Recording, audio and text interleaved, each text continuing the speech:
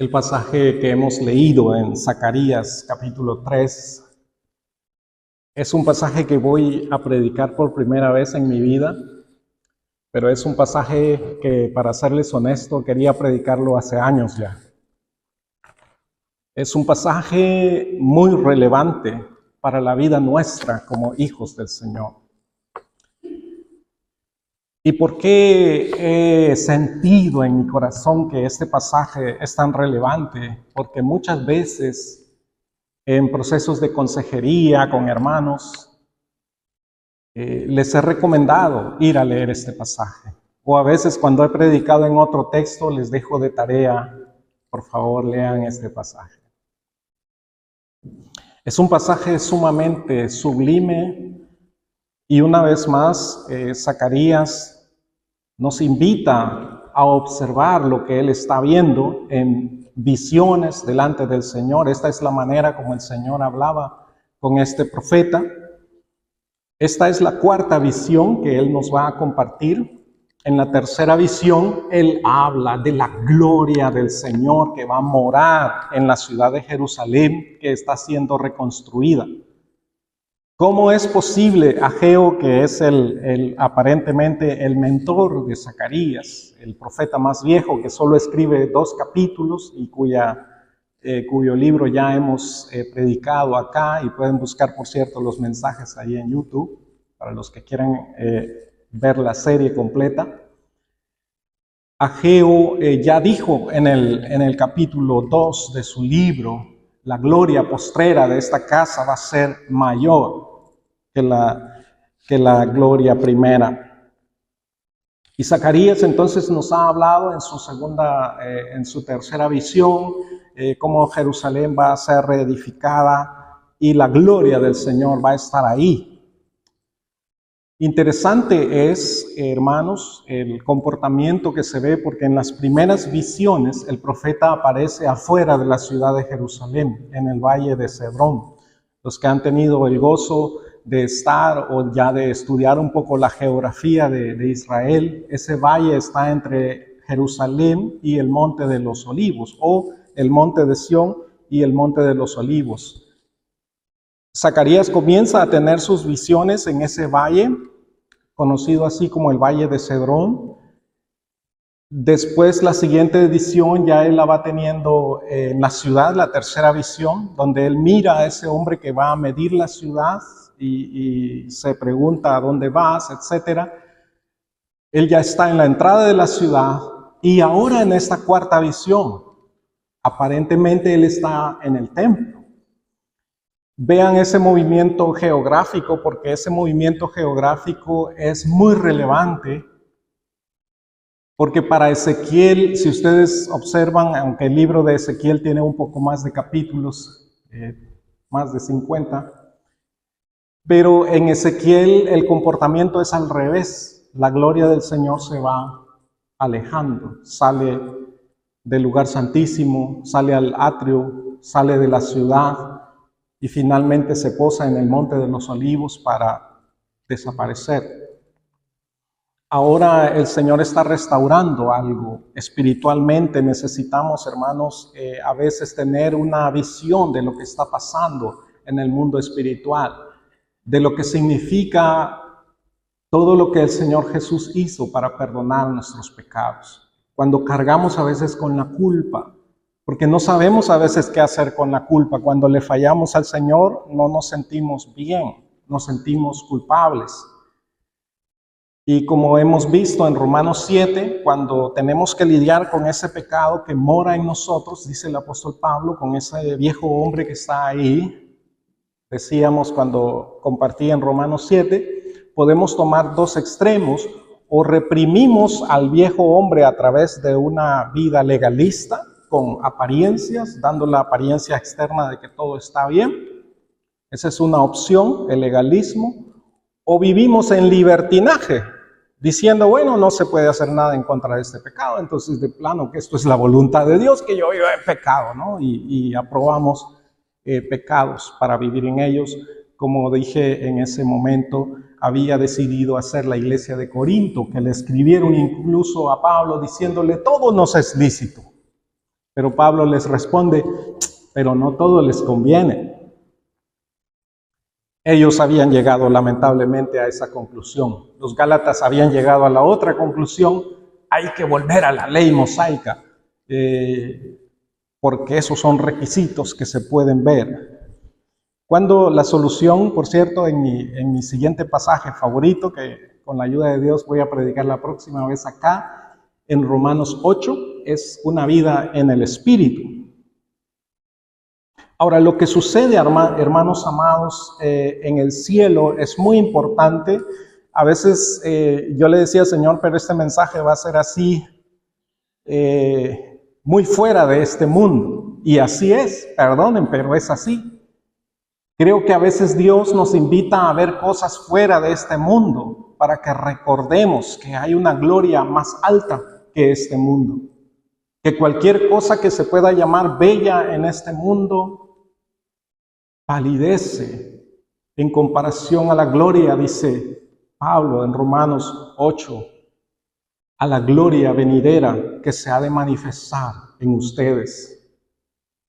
Así que con su perdón, les invito a salir un poco y a acompañar al profeta Zacarías. Él mira, dice, en esta visión, está en la presencia del Dios Altísimo y ve a Josué, el sumo sacerdote, el cual estaba delante del ángel de Jehová.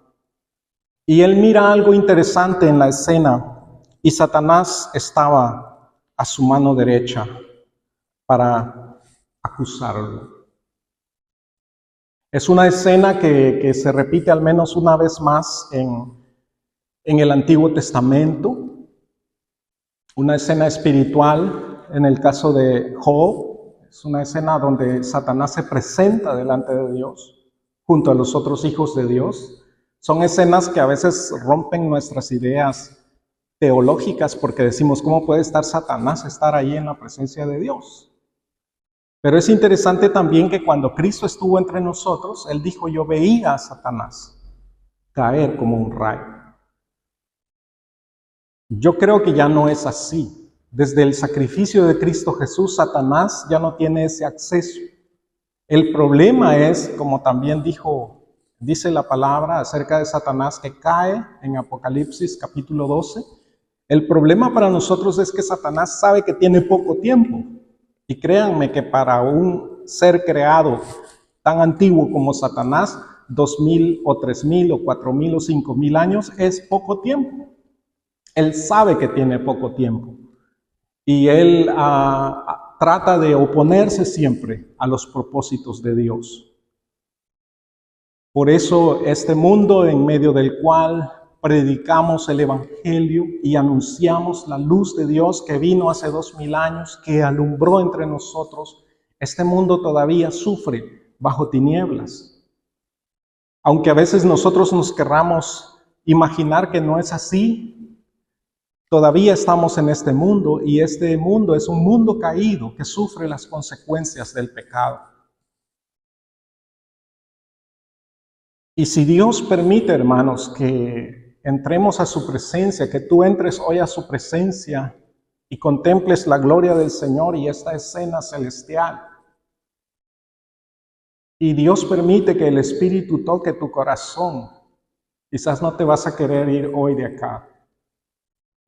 Como esta mañana tuve un tiempo con el Señor y decía, Señor, yo no me quiero ir, quiero quedarme aquí. Sí, pero tienes que ir a predicar, dice el pastor de la iglesia. Bueno. La vida es así, ¿no es cierto?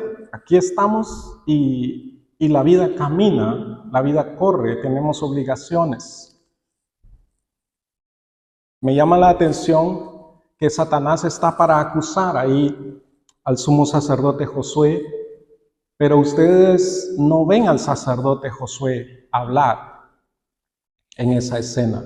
Él representa el sacerdocio del pueblo de Israel que está siendo restaurado después de 70 años de cautiverio. Dios está restaurando todo y Satanás dice, ¿cómo puedes hacer que vas a restaurar el reino, el sacerdocio. Ya esa restauración del reino lo vimos en Ageo capítulo 2 al final, cuando él le dice a Zorobabel, que representa el reino, te haré un anillo de sellar, le restaura el reino. Y ahora está restaurando el sacerdocio. Son dos oficios que después los va a manifestar el Señor en la siguiente visión como dos olivos, los dos ungidos de Jehová, que van a aparecer, por cierto, en el Apocalipsis más tarde. Es reino y sacerdocio. Y recuerden y tengan en mente que el Señor Jesús a nosotros en Cristo nos ha constituido en un pueblo de reyes y sacerdotes. Así que este mensaje tiene mucho que ver con tu vida. Solo que Satanás, que es el acusador de nuestras almas, lo va a reiterar la palabra también en Apocalipsis, que Satanás es el acusador de nuestras almas. Satanás te hace creer que tú no eres digno para las cosas de Dios, que a ti te hace falta mucho para poder servirle al Señor. Y como Josué aquí, como sumo sacerdote, se ve acusado, Satanás nos acusa constantemente. Satanás no tiene ningún poder para quitarte la vida eterna y la salvación que el Señor te ha dado. Pero él tiene poder para engañarte. Y si tú escuchas su voz y eres engañado por el enemigo, puede ser que pases por esta vida sin disfrutar la vida abundante que Cristo Jesús te ofrece. Porque Satanás solo viene para matar, para robar y destruir. Pero Cristo Jesús vino a tu vida para darte vida y vida en abundancia. Así que si tú has llegado también a la conclusión que la vida cristiana es como aburrida, eres una oveja perdida dentro del redil del Señor. Eres una oveja que perdió la visión espiritual. Porque la vida en Cristo es sublime, es maravillosa y es gloriosa. Y las circunstancias que a veces vivimos de enfermedad, de padecimientos de cualquier naturaleza en este mundo, no son comparables con la gloria venidera que se ha de manifestar en nosotros. Así que el Señor nos quiere abrir también a lo que viene, aunque en este tiempo a veces se viva bajo acusación muchas veces. Josué no abre su boca. A veces guardar silencio cuando estás en la presencia del Señor es la mejor cosa, porque dejas que Dios hable y Él te deja contemplar su gloria. Es el ángel de Jehová, por cierto, ya lo he mencionado en otra ocasión, el ángel de Jehová es la manifestación de Cristo Jesús en el Antiguo Testamento, la segunda persona de la Trinidad. Y en este juego de palabras lo entendemos bastante bien, como dice ahí el verso 2, Jehová dijo a Satanás. Por cierto, en las traducciones algunas, sí, bueno, esta es la Reina Valera del 60 seguro, y dijo Jehová a Satanás, pero en algunas traducciones más modernas escriben Señor con todas las letras mayúsculas para recordarnos que detrás está la palabra Jehová, que acá se traduce como Jehová, que es ese tetragramatón que le dicen los hebreos, que no pronunciaban porque ellos decían es el nombre sagrado del Señor, y ellos en vez de decir como se hubiese pronunciado, entonces dicen Adonai cuando llegan a ese punto. Y los últimos traductores de las últimas décadas han adoptado esta tradición de los judíos de no mencionar el nombre de Jehová, que no sabemos si se pronunciaba así, pero si uno analiza en la forma hebrea, un día orando estaba pidiendo al Señor cómo se pronuncia, porque es una H aspirada y algo así, y eso se pronunciaría algo así como Yahweh. No sabemos cómo se pronuncia exactamente, pero cuando hice esa pronunciación pensé, Señor, pero eso es lo que decimos cuando respiramos. Cuando tú naces y pegas y metes oxígeno a tus pulmones, tú haces... Es posible, porque Dios nos hizo a su imagen y nos hizo para caminar con Él. Así que dice, para distinguirse al Padre del Hijo, Jehová dijo a Satanás, Jehová te reprenda, oh Satanás. Los traductores dicen en el verso 2, el ángel de Jehová dijo a Satanás, que es la traducción, no tenemos exactamente esa traducción acá, pero viene el nombre de él como ángel de Jehová más adelante en el verso 4. Jehová dijo a Satanás, Jehová te reprenda, oh Satanás, Jehová, quien ha escogido a Jerusalén, te reprenda. ¿No es este un tizón arrebatado del fuego? Nuestra lucha con el sentimiento de condenación y sentirnos indignos a veces delante del Señor, hay que dejársela al Señor. Eso es lo que el apóstol Judas dice en su carta, Judas, no el Iscariote, cuando menciona una escena en el caso de un ángel que pelea por el cuerpo de Moisés, Jehová te reprenda. Él no se atreve a pronunciar una maldición en contra de Satanás, sino que dice Jehová te reprenda. Y esa fórmula la encontramos aquí. Y Judas, por cierto, está hablando de que a veces hay gente que ignora las potestades de este mundo. Y Satanás es un enemigo fuerte. Y dice el apóstol Pablo, no hay que ignorar sus maquinaciones. Pero si nosotros actuamos en victoria sobre el enemigo, es solo por la autoridad que Jesús nos ha conferido. Así que el ángel de Jehová conjura la reprensión de Satanás por parte de Jehová, es decir, por parte del Padre.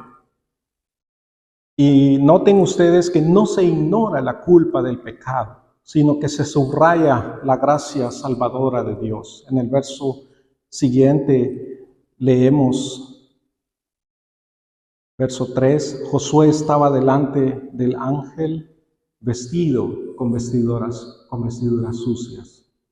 Sí, no se trata de ignorar nuestro pecado, no se trata de simplemente cerrar nuestros ojos a estas realidades, sino se trata de subrayar la gracia salvadora de Dios, que dice, no es este un tizón arrebatado del fuego, yo los salvé a ustedes. Voy a mencionar el pasaje en 1 Corintios 3, donde dice que algunos serán salvos así como por fuego. Esa es la idea. Nosotros estábamos condenados. A veces la gente se pregunta, pero ¿cómo es esto de la elección? Si Dios me eligió a mí, pero no eligió al otro, el otro se condenó. La verdad, hermanos, es que todos nosotros estábamos bajo condenación, condenados a la muerte eterna, pero el Señor nos rescató como del fuego eterno. ¿No es este un tizón arrebatado del fuego? Y a pesar de que Josué tiene estas vestiduras sucias, que podríamos decir confirma que parece que Satanás tiene razón. Pues sí, el pueblo de Israel completo, representado aquí en el sumo sacerdote, ha pecado en contra del Señor. El castigo de 70 años de cautiverio no ha sido en vano, ha sido un juicio justo del Señor. Y por eso Satanás no entiende por qué Dios ahora quiere perdonar a este pueblo. Igual que Satanás no entiende y te quiere tratar de convencer a ti, ¿cómo te va a perdonar Dios? ¿Cómo te va a perdonar Dios a ti? Ya deja de confesar tu pecado, ya deja de pedirle perdón, y Satanás, aunque no tiene mucho poder para destruirte, tiene una gran boca. Por eso dice que él anda como león rugiente, porque tiene una gran boca para tratar de intimidarte. Pero el Señor quiere que tú vivas en victoria, y recuerda que el Señor intercede y vive para interceder con nosotros, por nosotros, como vamos a ver. El pecado está presente, como hemos visto, y Jesús le dice a los apóstoles y te dice a ti, El que se ha lavado no tiene necesidad de lavarse más que los pies, pues está todo limpio. Ya ustedes están limpios, aunque no todos. Juan 13:10. Y él va a decir también en Juan 15:3, ya ustedes están limpios por la palabra que les he hablado. Y en su oración sumo sacerdotal, que voy a seguir leyendo en unos versos más adelante acá, él ora: no ruego que los quites del mundo, sino que los guardes del maligno. No espera Dios que te quedes en una burbuja celestial. Dios no espera eso de ti, ni que seas quitado de este mundo, sino dice en su oración el Señor, sino que los guardes del maligno. No son del mundo, como tampoco yo soy del mundo. Eso está en Juan 17, versos 15 y 16. Sí, el pecado y la maldad están presentes, pero el perdón de Dios nos hace estar limpios en su presencia, como vamos a ver los versos 4 y 5 acá. Entonces el ángel habló y ordenó a los que estaban delante de él, diciendo: quítenle esas vestiduras sucias. Y a Josué dijo: mira, te he quitado de ti tu iniquidad y te he visto con ropa de gala. También dijo: pongan sobre su cabeza un turbante limpio de honra. Cuando fuimos perdonados, fue quitado el pecado y fuimos vestidos de ropas limpias y vestiduras de gala. Sigamos el consejo del apóstol Pablo en Efesios 4, 22 al 24.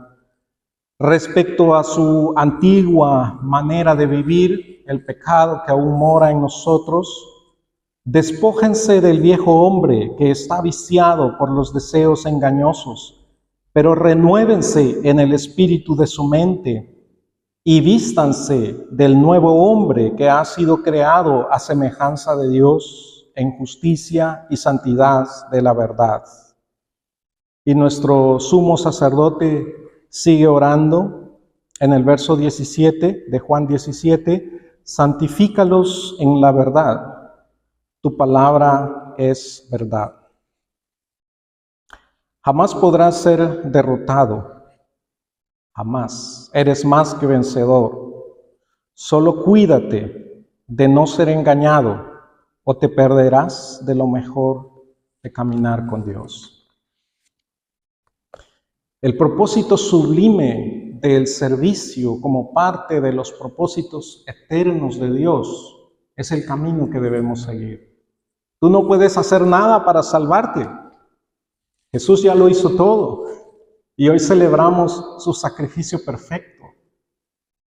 Si tú todavía eres de los creyentes que piensan que pueden hacer algo para salvarse, o que piensas que puedes perder la salvación, es porque tú estás convencido de que esa es una obra tuya, pero la salvación no es una obra tuya. Perdón si lo habías creído, pero la salvación, dice Pablo en Efesios 2, no es por obras, sino que es por gracia, por medio de la fe. Y quizá por eso vives atormentado en tu cabeza, porque hoy te sientes salvo, mañana te sientes perdido. Y Satanás te agarra como un objeto fácil para acusarte. Ten cuidado con eso, porque Josué no está pronunciando ni una palabra acá. Es el Señor el que está perdonando sus pecados. Es la palabra del Señor la que te lava y te limpia cada día. Y el que está limpio no necesita sino lavarse los pies. Por cierto, lávate los pies. Por cierto, mantente a cuentas con el Rey de Reyes y Señor de Señores y camina en su presencia. Pero si tú has creído una mentira acerca de la salvación, vas a perderte de la vida abundante que el Señor te ofrece acá y de la oportunidad de servicio, porque el ángel entonces comisiona a Josué. Lo comisiona Y no solo eso, sino que le promete recompensas. Lo vemos ahí en el verso 5. También le dijo, 5 en la segunda parte, esa parte del turbante ya lo leímos. Pusieron un turbante limpio sobre su cabeza y lo vistieron con sus vestiduras. El ángel de Jehová estaba de pie. Esa es una actitud de autoridad, como cuando Jesús dijo, toda potestad me es dada en el cielo y en la tierra. El ángel de Jehová estaba de pie y el ángel de Jehová advirtió a Josué diciendo, así ha dicho Jehová de los ejércitos, si andas en mis caminos y guardas mi ordenanza, tú también gobernarás mi casa y guardarás mis atrios, y yo te daré libre acceso entre estos que están de pie. Es una delegación de autoridad, es una restauración de la tarea y del oficio que Satanás no quería que Josué volviese a recibir. El Señor Jesucristo dijo en Mateo 28:18, toda autoridad me ha sido dada en el cielo y en la tierra. Y otra vez nos lleva al cielo, no solo a esta tierra. Nuestro llamado, amados hermanos, es un llamado celestial. Por tanto, dice Él, y ahora, por tanto, y hacer discípulos a todas las naciones. Es impresionante. Tú estás aquí en la presencia del Señor y este concepto que ya lo escucharon de mí, que en el último mensaje en Marcos 3:14, el Señor te escogió, te eligió. El Señor te establece para que estés con Él, pero te envía. Lo ves acá. Él está en la presencia del Señor, Josué. Y el Señor fue el que escogió Jerusalén. El Señor es el que te escogió a ti también. Y el Señor te comisiona. Y en su oración sacerdotal dice el Señor Jesucristo, así como tú me enviaste al mundo, también yo los he enviado al mundo. Por ellos yo me santifico a mí mismo, para que ellos también sean santificados en la verdad. Pero no ruego solamente por esto, sino también por los que han de creer en mí por medio de la palabra de ellos. Esta parte me encanta porque me recuerda que tú y yo también estábamos incluidos en esa maravillosa oración de Juan capítulo 17. Sí, tú y yo también estamos incluidos en el clamor y la oración de Jesucristo, nuestro sumo sacerdote según el orden de Melquisedec. Y demos un vistazo a las promesas vigentes para nosotros, su iglesia. Porque quizá tú digas, sí, pero esto el Señor se lo dice al sumo sacerdote Josué o a los sacerdotes de Israel. Bueno, mira que también en la comisión que Dios nos ha dado a nosotros, también nos ha hecho grandes promesas de recompensas a los que seamos fieles y obedezcamos su palabra. Y quiero leer muy rápido estas promesas de recompensa que el Señor Jesucristo mismo con sus labios habla acerca de las iglesias. Nosotros también incluidos ahí como sus hijos. En el Apocalipsis capítulo 2 y 3. Primero, a los hermanos de Éfeso, al que venza, le daré de comer del árbol de la vida que está en medio del paraíso de Dios. No quiero hoy interpretar todo lo que significa esto, pero diré básicamente, vean que hay promesa de vida, promesa de la presencia del Señor, identidad y gobierno incluidas en estas bendiciones. A la iglesia de Esmirna le dice, sé fiel hasta la muerte y yo te daré la corona de la vida. El que tiene oído, oiga lo que el Espíritu dice a las iglesias. El que venza jamás recibirá daño de la muerte segunda. A Pérgamo, el que tiene oído, oiga lo que el Espíritu dice a las iglesias. Voy a repetir esta frase cada vez que la repite el Señor Jesús aquí, aunque nos parezca repetitiva a nosotros. pero es quizás para decirnos, pon atención a lo que se está diciendo acá. Abre tu corazón, mira las recompensas. Allá andan unos corriendo por una medalla de oro. Algunos la merecen más que otros. Por ejemplo, nuestros hermanos Martínez, que han celebrado ayer su 50 aniversario de boda. Aplauso para nuestros hermanos. Unos, dice el apóstol Pablo, corren por una medalla y una corona corruptible, pero nosotros corremos por coronas incorruptibles que trascienden esta vida en esta tierra. A Pérgamo entonces le dice el Señor, el que tiene oído oiga lo que el Espíritu dice a las iglesias. Al que venza, le daré de comer del maná escondido y le daré una piedrecita blanca y en la piedrecita un nombre nuevo escrito.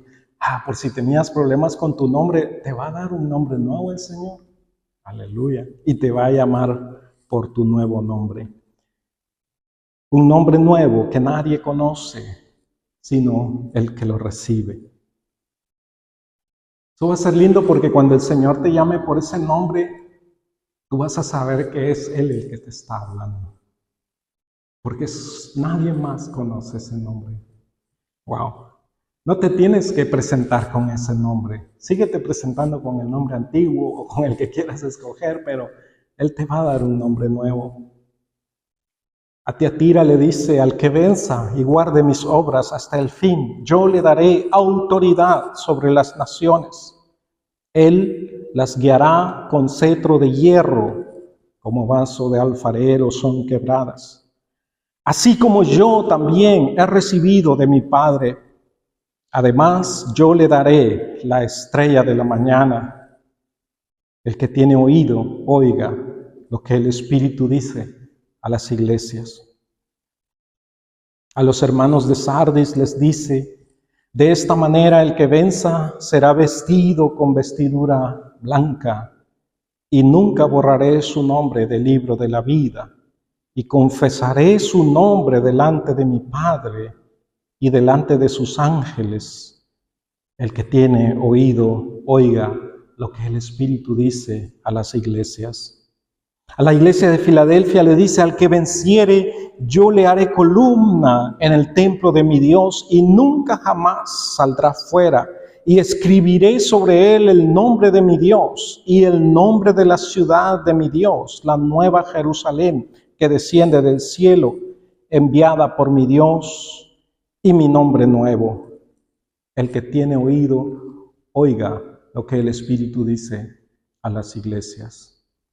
Y finalmente a los hermanos de la iglesia de la Odisea les dice, al que venza, yo le daré que se siente conmigo en mi trono, así como yo también he vencido y me he sentado con mi Padre en su trono. El que tiene oído, oiga lo que el Espíritu dice a las iglesias. Puedes ver vida, presencia, identidad y promesas de gobierno. Y estas, por cierto, hermanos, son las pérdidas de los que solo reciben el perdón de Dios y la salvación. Se conforman con haber sido esa cosa arrebatada del fuego, ya me salvó Dios, qué bueno. Pero no sobreedifican sobre el fundamento que es Cristo Jesús y que Pablo tiene en mente cuando habla del juicio de los creyentes en el tribunal de Cristo en 1 Corintios 3:15, donde dice, si la obra de alguien es quemada, él sufrirá pérdida, aunque él mismo será salvo, pero apenas como por fuego.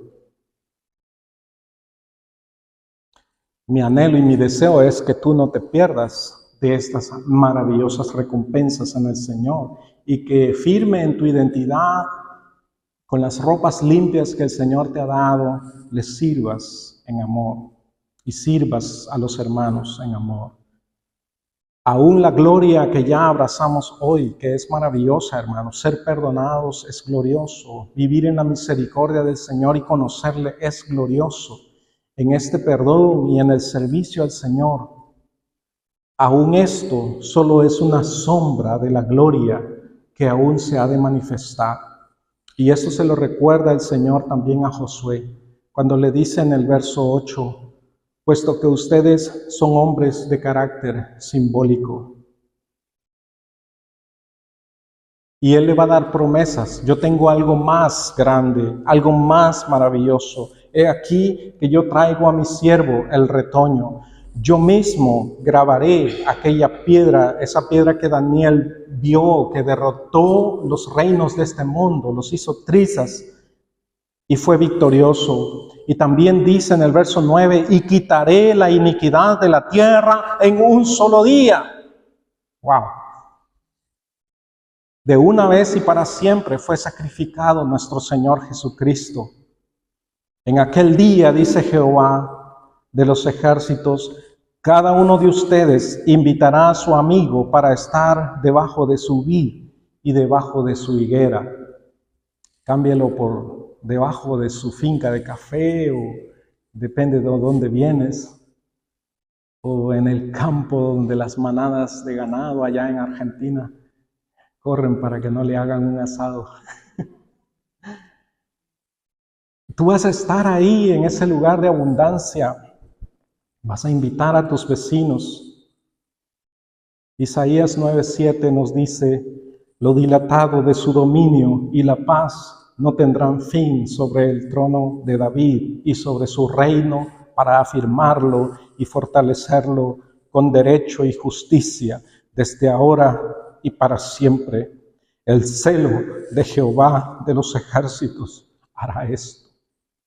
No en nuestras fuerzas, le va a mostrar el Señor en el siguiente capítulo a Zacarías y a sus siervos Josué y Zorobabel. No es con ejército, ni es con fuerza, sino con mi Santo Espíritu, dice el Señor. Si deseas saber cómo es la vida en la presencia del Señor, en el Espíritu, ese es nuestro próximo mensaje en Romanos 8. No te lo pierdas, y si no vas a estar aquí, con la ayuda del Señor lo vamos a poner en YouTube para que lo puedas escuchar. Te damos gracias, oh amado Padre, por tu perdón en Cristo Jesús, cuyo sacrificio de una vez y para siempre hoy recordamos, Señor, a través de la cena del Señor. Gracias, Padre, porque nos vestiste de ropas limpias y nos has hecho siervos útiles para tu obra. Danos que perseveremos, que seamos vencedores, como nos has alentado a través de esas maravillosas promesas en el Apocalipsis. Gracias por permitirnos correr juntos, no compitiendo unos con otros, sino alentándonos, chocando armaduras en el poder de tu Espíritu, en esta carrera de victoria en la cual, Señor, nos has puesto y nos invitas a tener siempre nuestros ojos puestos en Jesús y, ¿por qué no?, en el galardón, porque Él mismo, por el gozo puesto delante de Él, soportó la cruz y menospreció el oprobio. Ayúdanos a ver tu gloria, ayúdanos a caminar contemplando tu gloria, a anhelar tu presencia, a amar tu venida. Gracias. Ven, Señor Jesús. Amén.